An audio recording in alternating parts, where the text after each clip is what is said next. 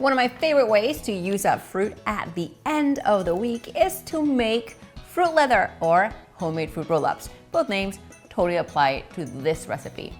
This easy recipe is inside my cookbook, The Best Homemade Snacks on the Planet. There are over 170 favorite snacks and treats you can easily make at home. Now, the first thing you want to do is preheat your oven to your lowest setting, anywhere between 150 and 200 degrees Fahrenheit.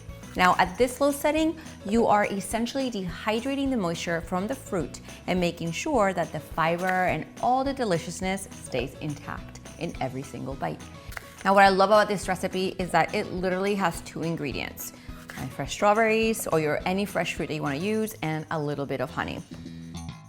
If you want printed directions, I always leave them right below this video. Now, I'm just gonna put my top on my blender and blend.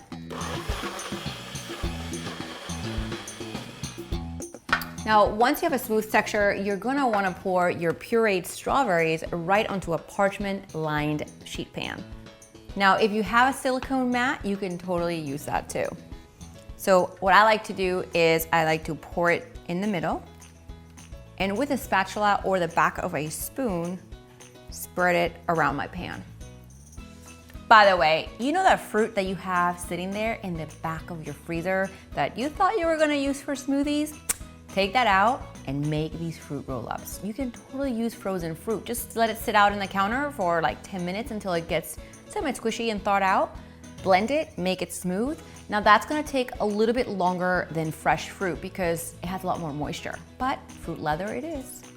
The sheet pan goes in the oven for about 4 hours. See how the back is looking a little drier than the front? You'll notice that the front leaves a wet spot right there, but the back is dry. That's what you're looking for all throughout.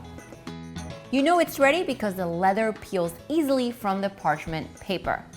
We're gonna let this sheet pan fully cool down to room temperature. Now, I often let it just dry overnight on the counter, and when you're ready, you're just gonna cut them with scissors into strips and roll them up.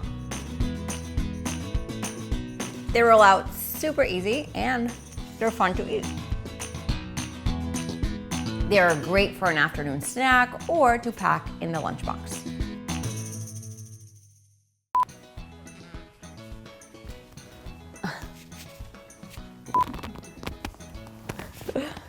I can eat the whole sheet pan.